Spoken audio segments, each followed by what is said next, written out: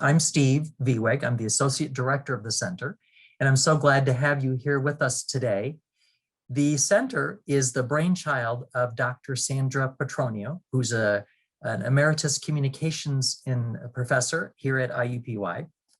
And when she and her husband, Charles Vance, Chancellor Emeritus, came to IUPUI, they noticed that a lot of the research that happens here at IUPUI is in fact translational. It is either creating or taking evidence and applying it to solve complex problems in our community. Our goal at the center is to share and celebrate a lot of this work. And so part of our way of doing that is sharing with you our translational scholars and their work through our conversation series. Today, we're delighted to have with us Becky Liu-Lastres, who will begin to talk to you in a little bit about her exciting research. Before we do that, I have a couple of announcements and reminders. Since we're on Zoom, we ask that you do keep your microphones muted and you can keep your screens off during the brief presentation. Once we get to the conversation part, we will encourage you to turn on your videos and to unmute your mics when it's time to ask a question or have a conversation with Professor Liu-Lastres. The presentation is being recorded for future viewing, so if you don't wish to be seen, then you'll certainly want to keep your video on off. And you will get a post-evaluation. We'd like to get your input on what you think about this series and your ideas. And you can keep up to date with us by checking out our website at any time. We do want to let you know that we are now able to offer continuing education units for attending these conversation series. So check out the website where you can find more information.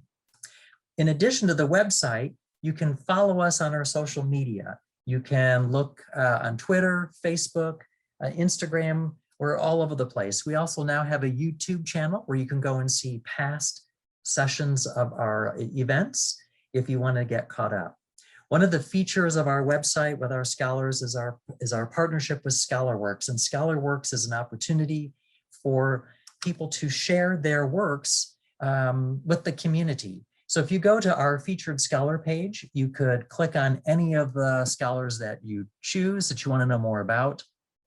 You might pick our host today, and you can see right here on the trip page with Dr. Liu-Lastres some of her ScholarWorks articles that are easily and freely available to you. You could also go to the main page of the ScholarWorks and you could see all of her works there, as well as all the works from our translational scholars on the IUPUI campus. We think this is a great service and it's a great way to help make information available to the general public who might be interested in the work that's going on here at IUPUI. So, upcoming next month in August, at the end of the month, we'll have on the 27th, we'll be featuring John Goodpaster. He'll be talking about chemical analysis as a tool in arson and explosives investigation. So we think that's another interesting topic for our conversation. But today we couldn't be more delighted than to have with us Professor Becky Liu-Lastres, who's going to talk to us about something that should happen in July, and that would be travel and tourism. So I will unshare my screen and we'll let Becky go ahead and share hers and start with the conversation. And while she's doing that, I'll remind you that you're welcome to share your comments and questions in the chat. And when she's finished and poses some questions for us, then we'll help facilitate having a conversation with Dr. Liu-Lastres. So welcome, Becky. We can't wait to hear what you have to share. Thank you for the introduction, Steve. And hi, everyone. Welcome to my presentation. So I'm very honored to be invited to come here and present my research and share some insights with you. And today's presentation title is Are We Always Prepared? Examining Risk and Crisis Management in Tourism and Hospitality. So to set the stage, let's start with a very interesting question. What is tourism? So when we talk about tourism, I think what first pop in your mind is just sun, sea, sand, fun. A lot of things that you traveling, having a good time, and have a memorable experiences with your friends and family and your loved ones. But in United States, especially in the pre-pandemic era, tourism is also one of the strongest supporter to our national economy. So for example, in 2019, we have almost like 800 billion tourist income, which can be further translated into like 125 billion of tax income and 6.6 million jobs. So similarly in Indiana, although most of us may not see Indiana as a traditional tourism destination, especially compared with like Florida, California, New York, but actually tourism is playing a very important role in Indiana's economy, especially with Indianapolis being known as a sport event capital, as well as one of the top convention cities in the States. So in the pre-pandemic era, as you see, Indiana actually welcomed 81 million visitors, generate like 13 billion incomes, and support like 1 in 23 Indiana workers just because of tourism development. So, that's why more and more attention are being paid to tourism, because all the money, all the financial potential and things like that. But if we take a closer look at the definition of tourism, it's actually more than the activity and more than the expenditure that involved in these activities. It also can be seen as a social, cultural, and economic phenomenon that entails the movement of people to countries and places outside their usual environment for either personal or business purposes. And some of you may be wondering why, like what will be the social and cultural consequence along with tourism. So through travel, we do create different kind of encounters, like encounters between the residents and visitors, the encounters like among visitors, among residents, also between the employer in the tourism industry and the guests, the employers and the visitors. Through all those encounters, actually, we are kind of exchanging our experiences, cultural, and actually it's impacting the destination. So I want to show you a picture. This is the picture I took when I graduated from college for my graduation trip. It was like 15 years ago in China. So it's a very small town called West Street in Guangxi province. So as you see, it's not like those fascinating, very well developed areas. And actually, if you see the architecture style of the house, you can see this actually is located in a very rural area. And it's not even like the top developed areas in China, but this little town is famous among Western travelers. It's on Lonely Planet. It's on all the backpackers to-go list when they come to China. So very interestingly, there's a lot of change going on in this little town as well. So as you see, this little street, it has all the traditional architecture, the house and everything, the brick houses, but the theme of the stores are very different. They are bars, they're pizza stores. So this is something that Chinese people 15 years ago don't do. They don't go to bars. Like they don't see bars as a very conventional recreation activity. They don't eat pizza.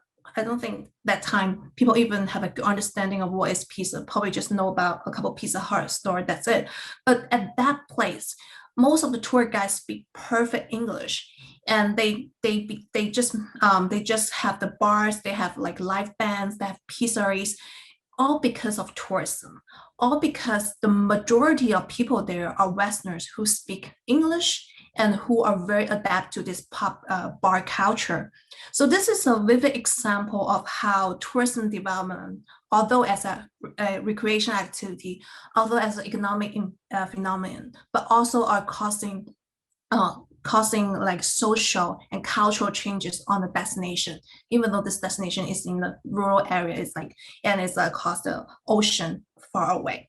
So that's why tourism and travel is very interesting, and there's like more to it rather just than a recreation activity or having fun. So then when we talk about tourism, we also recognize it's a very fragile industry, and it has gone through several crises in the past few decades, ranging from like human-made crises like terrorist attacks to natural disasters and to health epidemics at like the COVID-19. So speak of COVID-19, it's one of the probably the toughest crisis ever for the tourism industry. It's like 9 times even worse than the 9/11 attack, the impact of the 9/11. So globally, it costs like 120 million job loss, 1.2 trillion economic loss, and probably like almost 3% global GDP lost. And if you look at in the United States, it's about the same. It costs like 500 billion loss just in travel spending, and the revenue lost by 36%. In Indianapolis, like 40% of the city's tourism workforce was unemployed, and it's a direct loss of 600 million in convention sales. So it's like a huge hit of the states and within the global level, and also pose like threats, a lot of discussions on how can we manage the crisis, how can we deal with this crisis as well. But are crises all bad? This is a Chinese definition of crisis, and very interestingly, it actually breaks crisis into 2 parts. The first part is danger, which as we all can see with the increasing cases of COVID, with the impact, direct economic impact on the global level and on the domestic levels. So we cannot just oversee that how much damage that it creates to the industry, the people, and all the residents in society. But at the meantime, we also see it as opportunity, which is very interesting. A lot of people don't choose to see that. There are 2 sides to one thing, and similarly, for crisis, it's a critical time that can create opportunities. So, for example, in most European destinations before the COVID, one thing that's really challenging them is over tourism. Like Barcelona is a typical destination. Residents are protesting because there's too many tourists in town. With this huge amount of tourists being in the city, they kind of raise the price of the grocery store goods, and they take up a lot of city space. Everywhere is crowded. It's definitely directly impacting the quality of life of the residents. But right now, with the COVID, actually most of this destination are able to take a stoppage on it. So there's a very unique moment for them to really step back and think about what should be the next step. What is not really the fastest, but more sustainable and more acceptable path to recover in a way that they do not end up in over tourism again. So this happens to a lot of destination and organization as well. Crisis is a very difficult, or say critical time for them to reflect on what they have done wrong and what can they do improve, and what can they do to be better prepared and cope with challenges like that. But this learning aspect has not really discussed a lot in both academic and the practitioner, which actually leads to my research. Is about recent crisis management and tourism hospitality. So as I said before, tourism is more than just having fun, spending money, creating memories. It's a complicated system that involves different components. So this is a very traditional tourism system model developed by Lieber in the field of tourism geography. So it does technically break down tourism into different components, ranging from the generating areas. So that's what we're talking about, all the agencies, operators, and the marketing and promotion efforts. And the destination areas. So that we talk about all the hospitality aspects, the attractions, facilities, services, how we plan the destination. And in between these 2 areas, there are channels of communication and channels for transportation. So this could be, ground transportation, flights, cruise. This is how people transport. But in the meantime, there's also communication, especially with the increasing popularity of social media. These 2 areas, people from these 2 areas or agents from 2 these areas can be connected in no time just because of the tech knowledge. So tourism is a complicated system that involving all different parts and all different components. So any small changes in one part can cause damages or changes in the entire system. So for example, if there's a major crisis that affecting the destination, apparently it will affect the hospitality industry, affect the transportation, affect the visitors' perspectives as well. So how can we better approach to this system, and how can we, as I said before, transform this danger aspect to future opportunities? Actually is also one of my goal for the research. And that's why there are several themes that emerge in my research agenda. So the first one is very traditional, it's about risk and crisis management. So I look at how different emerging risk issues and crisis issues are being managed and communicated in this system. So in the past, I study issues like, political unsettling issues like the Mideast conflicts. We have things like bed bugs, normal rise on cruise ships, Florida tides, red tides, and right now COVID. So this are all issue-specific things that we can look at how it's being managed and how it's being communicated in the system and how it affects the system. And traditionally, when we talk about risk and crisis management, we tend to separate them because we think risk management looking at what's going to happen in the future, trying to prevent it, while crisis management looking at what's happening now and you're trying to manage it and react to it. But a going trend is really combine them together. So featuring a proactive approach, looking at how you reduce the risk, increasing your readiness, respond effectively, and recover if quickly. So this is one of the, the foundation for my research agenda is how we manage various risk and crisis issues. And along this line, one of the extension is about resilience. So resilience refers to a system's ability to bounce back from a negative disturbance. So in the current scenario, that will be the COVID-19 issue. How can we better recover from the damage that created by COVID? So I think 10 years ago, when SARS hit the Asia, the prediction for the recovery is about 3 years. And in fact, the Asia only used like around a year to catch back. So similarly, right now, the prediction for COVID is about, I think, 3 to 5 years to fully recover. But for some areas, we do see like the recovery speed is faster than others because they are more prepared in a way that they manage in a very effective way that they were able to bounce back quickly. So that's why we say resilience building is a very critical aspect here, because when you are better prepared, you do have a stronger ability of resilience, which means you can bounce back quicker. And if you look at resilience, it can be further divided into 3 levels. The first one is destination. So mainly look at how you use different resources, prepare for COVID, and how do you recover and what do you learn from it.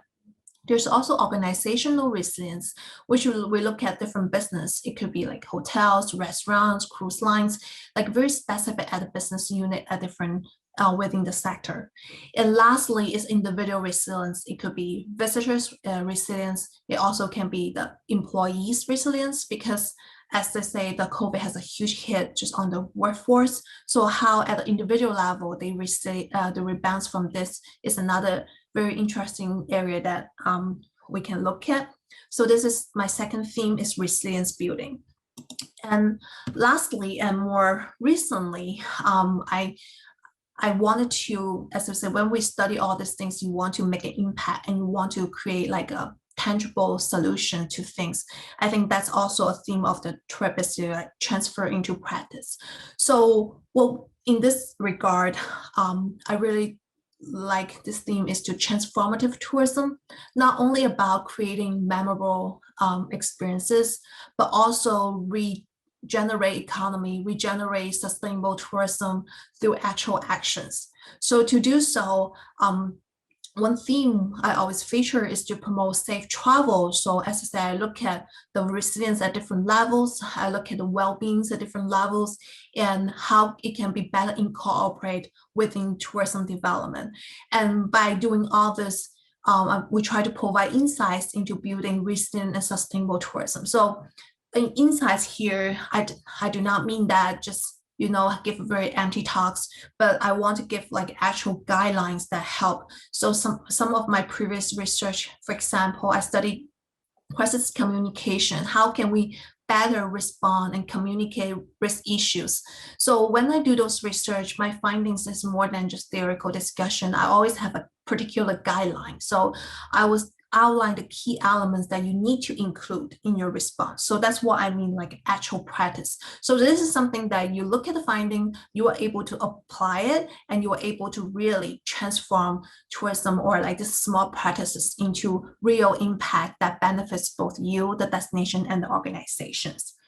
And I know the talk of the research agenda is probably very vague. So I also want to share with you some of the studies that have been done recently, which is pretty interesting as well. So the first one, this one we were done probably like several years ago. It's about post-disaster tourism development in Asia, Indonesia. So Asia it has a huge hit in 2004 from the tsunami. So as you see the picture, so before the tsunami, it's a very traditional village. It has some part of tourism in it, but mostly it still depend on the agriculture. But it definitely is a rising destination because it's its location and because of all the access to the beach and the sea. But after the tsunami, it's a huge hit as you see all those infrastructures are destroyed, and in addition to the loss of human lives and financial, like the entire region is in desperate need to be redeveloped and to get back on track. So with a lot of help of the world, some of the nonprofit organization and local government, they do decided to take on disaster tourism as a way to help Asia to go back on track. And this is a very interesting aspect. And we visited the destinations a decade after they implement the tsunami tourism development initiate. So as you see, this is one of the new museum they built at the time. It's a tsunami museum. So inside, they not only describe what happened, but they also have the memorial hall where, they can among the people who pass away and things like that. And they're also trying to involve a lot of residents and trying to hire the locals and make sure that they have jobs and financial benefits from this development projects. So when we do this case study, we did focus group. I think we did 6 focus group with different people, like the residents, the governors, the stakeholders, like the residents who involved, who didn't involve, and the community leaders.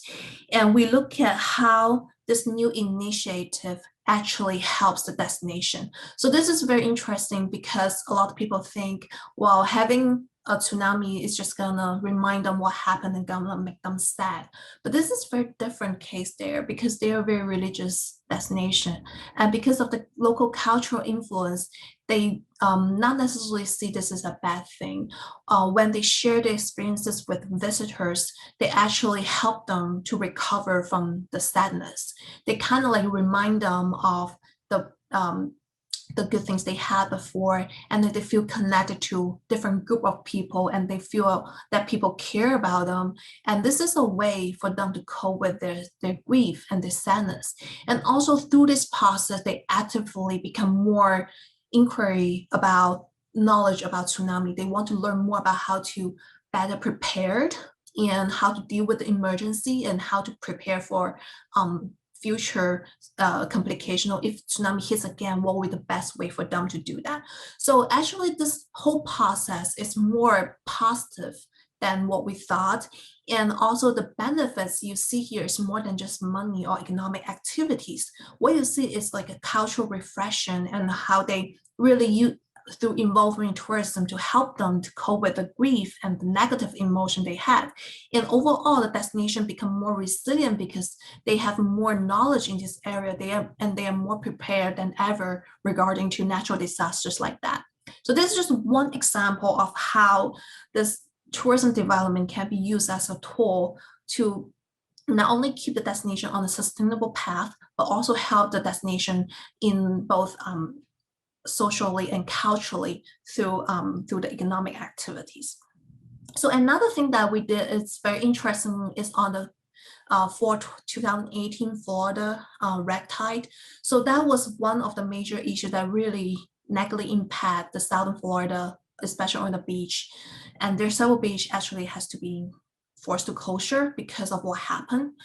And in this study, we're looking at the guest-host interaction in the communication process. So we did two studies. One is on the visitor side, how they rely on residents. And the second is how residents offering information and help through social media. So this whole thing happened on social media, but the impact are more tangible on visitors' actual decisions and behavior.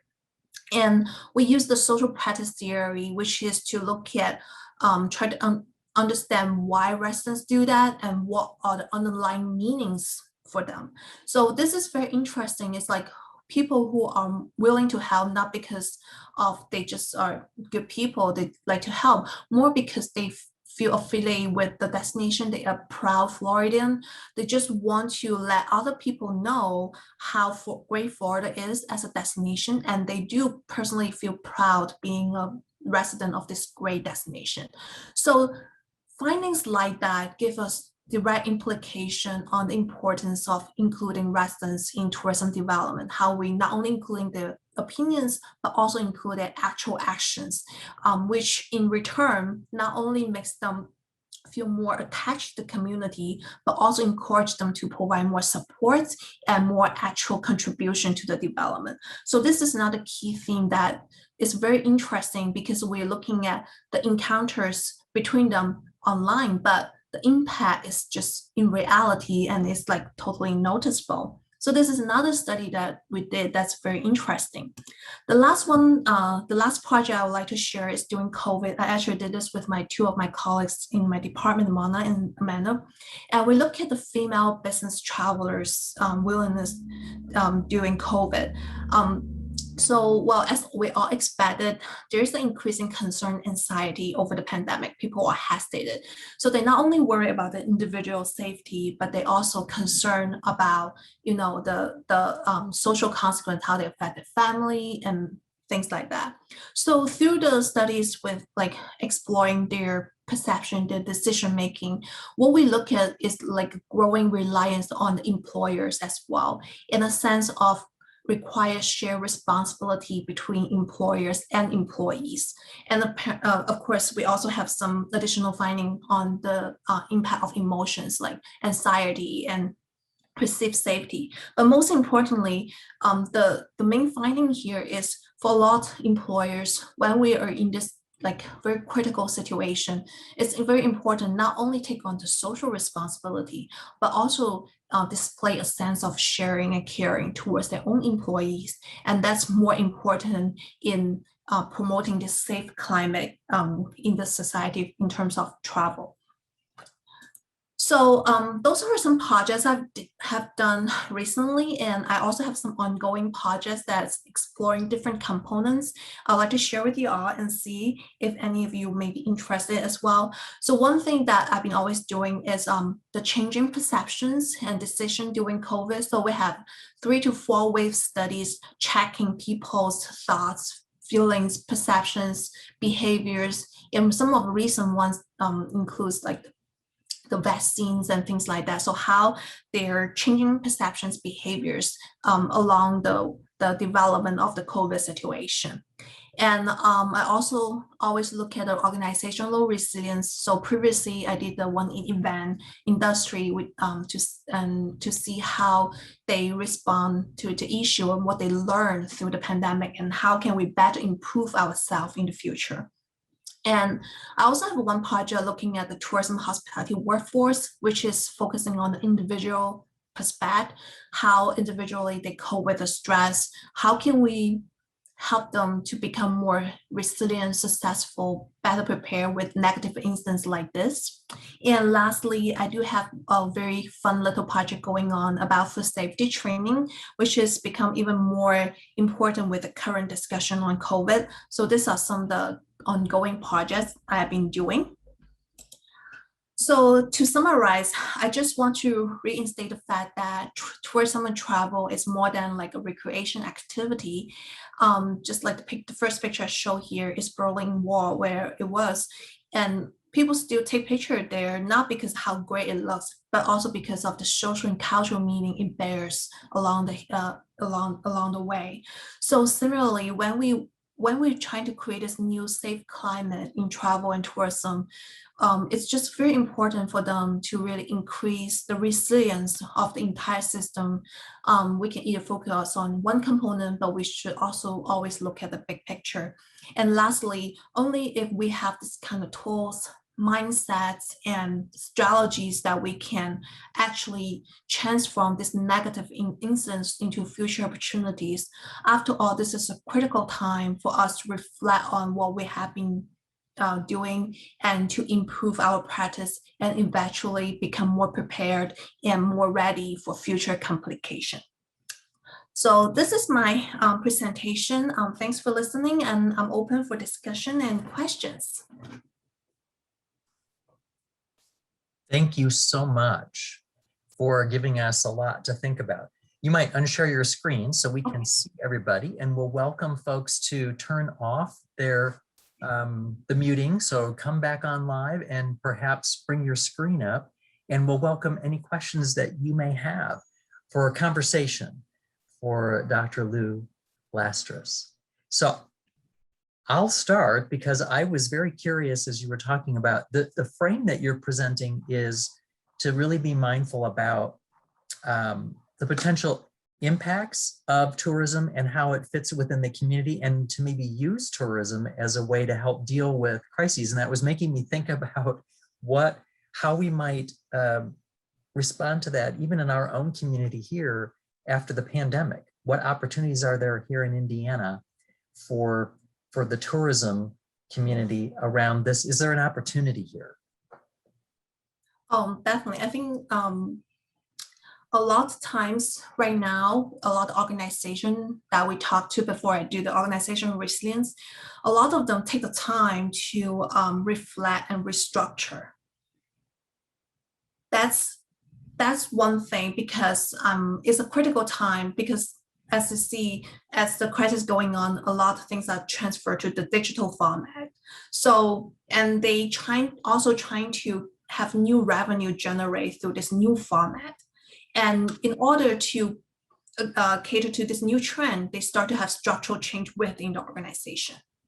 So overall speaking, there are like different opportunities in a way that what they have learned and survived through the crisis.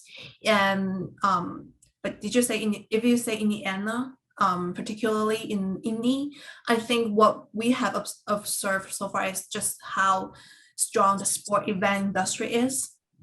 Actually, I was at a talk, I think last month. They pull out the data and show that sport events is still one of the major driver for people to come to Indy and the areas surrounding Indy. So I think recognizing that initiative, I'm seeing that more resources are definitely going to be allocated to there as well.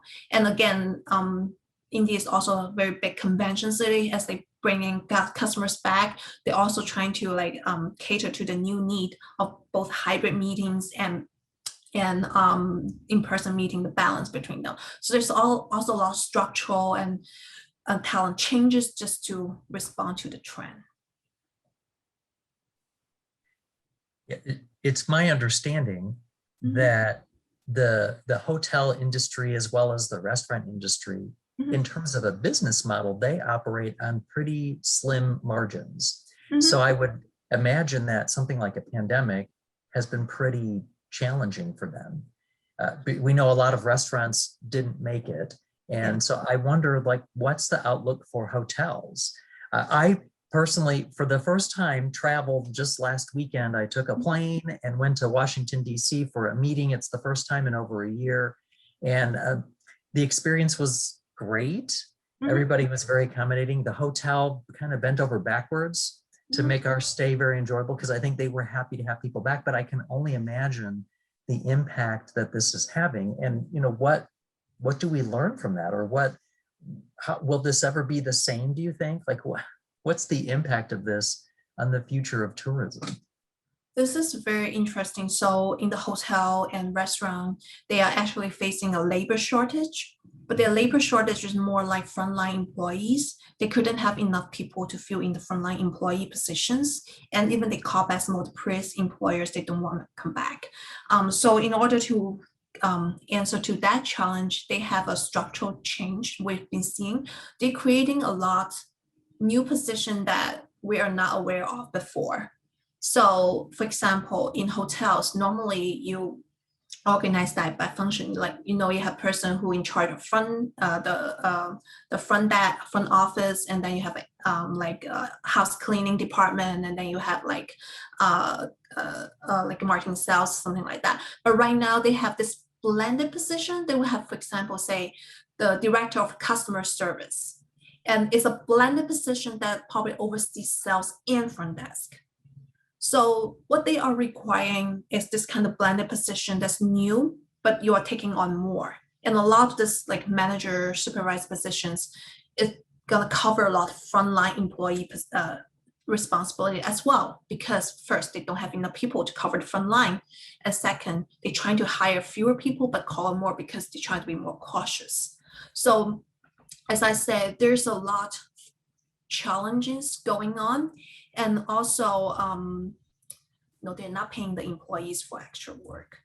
That's what I have known, especially when they have this like director of customer service, their salary base, so they're not paying them extra for the work before. So this is what, from my recent interviews with a lot of those employees, is they for those who survive, they actually already have a core employee base. Some of the smaller organizations, they survive and they have this core employees, like 5 to 10 people. They're extremely loyal to the restaurant. So for restaurant, they are facing the shortage, but these people are willing to take on more work just because the core culture has already developed. So this is a good thing they learn and they're gonna keep. But for those who couldn't make it, it's sad, but it's just reality, like the business model didn't work. And for others who barely made it and try to come back, as I told you, they're trying to save the cost and try to create these new positions, trying to, get 2 birds in 1 stone. They try to create this management position, and then they hire more, I wouldn't say entry level, but like more people who are kind of new to the industry, and then they're happy to take on because they have this passion. So they just take on this position, happy to cover some of the frontline work, meanwhile having this like a new title. So this is what is happening. So from this point on, will this be continue, or it going back to the old model? It's like the executive director position is just sit in the office, or it's more like even you are on the executive level, you still cover on the front line. I think we'll have to see, but definitely there's like labor change and structure change happening just because they need to manage the challenges that's occurring. A reminder that we'd love to have other people ask questions, and I see Nuri is ready to ask a question. Looks like you were going to say something. Go ahead. I was going to say, I've seen and read some articles about businesses in Asia where they have robots and hotels and restaurants that serve people. Do you see maybe some of the bigger companies employing that here in America, more robots, since they're having a hard time getting people to work? And then I imagine initially it would be a lot of money, but in the long haul, if you're having a hard time, finding people and then hiring people, it'd probably be cheaper. Do you think larger companies are going to get into that trend? That's very interesting. One of my master students who just graduated the robot service in hotels and restaurants. I think overall people have positive reaction towards the robots. And they're actually in Texas, I think this one coffee maker company, they are famous of creating robot coffee baristas. So will it be to an extent that everybody using it? I think it's gonna take some time. Because even in Asia, you mentioned that, oh yeah, but I know like there's several restaurants already using robots to deliver food, pack food, but it's very rare, still kind of like rare. And when they use robots in luxury hotel, 5-star hotels, I don't know, that was actually happening in America too. They use the little one that deliver things. They will knock at your door and they deliver like a towel, like small tasks like that. But it never go to the extent that totally replace human. So I would think there's still probably like a long way to go. But I understand, and especially now people prefer like contactless service style. But in the meantime, people also act like nothing has ever happened. So Well, and certainly Indiana is known for Hoosier hospitality, and that's a lot about employee and guest relations, right? Which would require being in person. I'm intrigued by the way you presented your research is very forward thinking, and you were encouraging and looking for opportunities, right? To think about like, we've just had this terrible pandemic. Well, we're still in it, right? But where are the opportunities and into what might happen? So what do you think might be some of the changes in tourism? Where are those opportunities or that you see that might be on the horizon? And I guess like, what might we all do as travelers or citizens of the state of Indiana to help encourage that or to participate in what might happen as a result?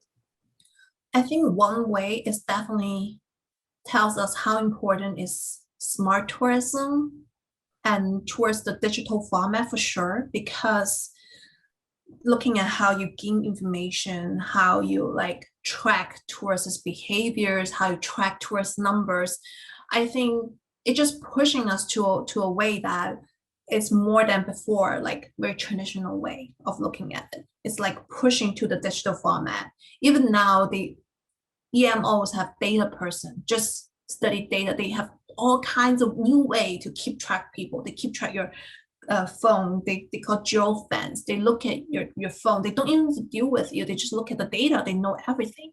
So this is a new thing. It's like pushing to the digital era. And it just sounds to me that this is also a thing that happening in the pandemic because we cannot do our traditional survey interviews, things like that. It's more like a way that we track you without you knowing it and in a smart way. And it also pushes like a lot of business to change the model to be more digital as well. And in this like cloud environment, I think this is from the operations side. And in the long run, like an investment like that is gonna save the cost as well.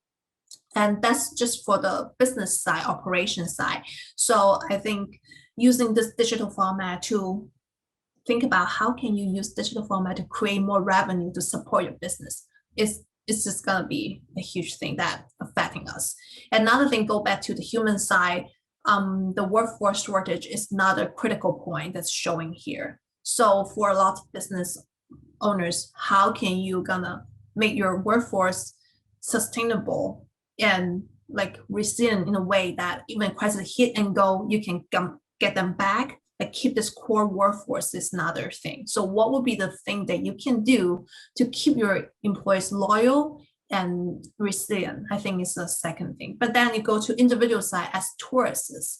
I think a lot of us are well aware of the consequence of the health consequence of traveling during the pandemic. So being a responsible travelers is also like, I think it's minimum that we can do. So responsible traveler, including you need to be travel safe.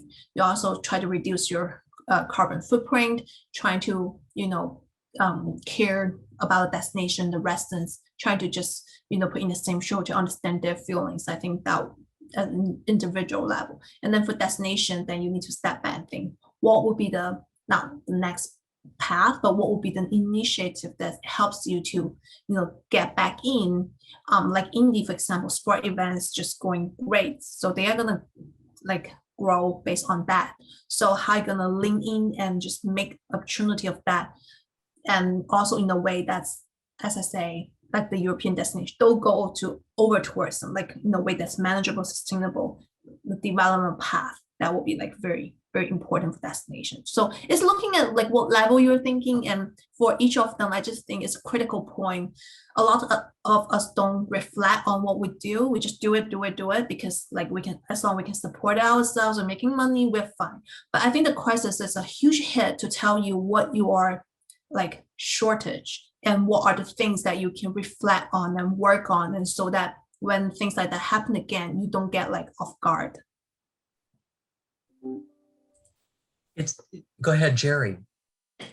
I was listening to you describe tourism, and I was thinking about climate change and wondered, you know, when you go to the grocery store now, you can buy eggs, and some say they're free range and some say they're organic, and others say they were happy chickens. And do you anticipate that the travel industry will start marketing, or maybe it already has and I haven't paid attention, like we're safe, we're COVID safe, or come here because you're not contributing to climate change when you travel to this destination?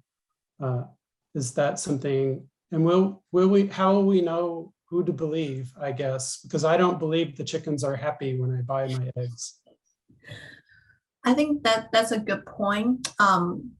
I think a lot of destination now, especially, we just went to Aruba not long ago, and that is an island destination that really strive on the ocean resource. And so like one thing they do there is they use plastic. Oh no, sorry, they use paper straws and they don't use plastic bags.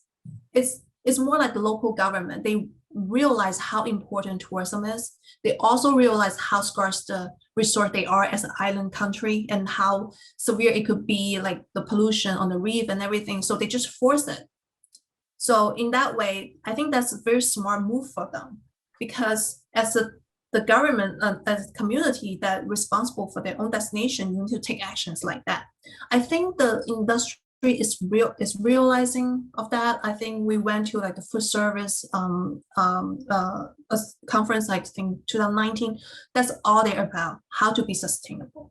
So a lot like organizations and the industries are well aware of things like climate change, pollution, things like that. So if you go to their exhibition, the vendors are all about paper, recyclable, even the plastic, you look like a plastic, but they're all recyclable.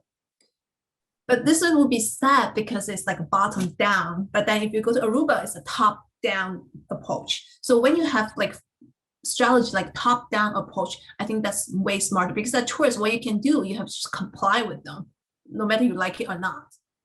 But of course, if you're really responsible, like sometimes you bring your own straws, like the reusable ones. A lot of people do that as well. So, but if you go there, you would just have to comply the policies. So I think that's really up to destination. If you don't want your destination to end up early, but want to keep them sustainable, this is things that you need to take the initiative. Well, it sounds like your research agenda has a lot of potential impact for dealing with the tourism emergence after the pandemic, for example, and that the information that you're generating can be used by lots of folks. So at the state level, as our state figures out what resources and plan we should promote for tourism, how we look at it, how we might use that as building community resilience. What an interesting idea. So we're delighted to have you. At this point, we need to wind down our conversation. We want to be respectful of people's time, but we want to thank Dr. Becky Liu-Lastres, who's an assistant professor in the School of Health and Human Sciences in the Department of Tourism, Event and Sport Management, for sharing with us today some of her research in a very exciting and interesting way so we can see the opportunities. You may, just by listening today, have some interest in, and you heard her invitation, maybe you know of some connections or there's some possibilities, and we always are excited when our guests, whether you are a community member, a student, staff, or faculty member, when we see other connections about how to bring ideas together and start other new research endeavors to help make our communities a better place. We hope that you'll do that. I want to remind you that coming up next month, we'll be having our Scholar of the Month conversation series on August 27th.